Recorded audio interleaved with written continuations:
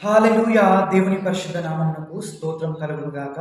యాకోబు రాసిన పత్రిక 4వ అధ్యాయము 10వ వచనంలో మనం చూసినట్టయితే, ప్రభువు దృష్టికి మిమ్మును మీరు తగ్గించుకోండి, అప్పుడు ఆయన మిమ్మును హెచ్చించును అని చెప్పి వ్రాయబడి ఉందండి. ఆమెను తగ్గించుకోవడానే పదానికి గ్రీకు క్రియాపదమైన తఫనైనోవో అనే పదాన్ని సూచిస్తారండి. దీనికి అర్థము వినయము, లేదా మనం ఎటువంటి పరిస్థితిలో ఉన్నప్పటికీ మనల్ని తగ్గించుకోవడము, వినయపూర్వకంగా మనము ఇతరులతో ప్రవర్తించడము అనే అర్థం వస్తుంది.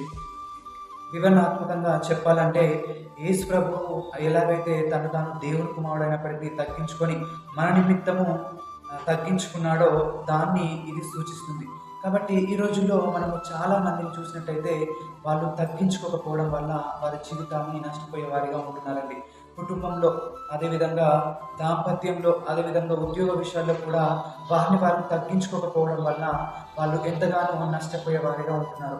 కానీ ఎవరైతే కుటుంబంలో వాళ్ళు వినయంగా మాట్లాడే వారిగా ఉంటారో, జాబుల్లో కూడా అదేవిధంగా వినయంగా మాట్లాడే వారిగా ఉంటారో, వారు తగ్గించుకునే వారిగా ఉంటారో, అప్పుడు వారు హెచ్చించబడతారు అని చెప్పి దేవుని వాక్యం సెలవిస్తుంది. కాబట్టి మనము క్రీస్తు కలిగిన మనస్సును ధరించుకొని మనం ఎప్పుడైతే తగ్గింపు స్వభావం కలిగి జీవించే వారిగా ఉంటామో, అప్పుడు దేవుడు మనల్ని ఆధ్యాత్మికంగాను ఆత్మీయంగాను మనల్ని హెచ్చిస్తాడు. అట్టి కృప దేవుడు మనందరికీ దయచేయును గాక. ఆమేన్. హల్లెలూయా.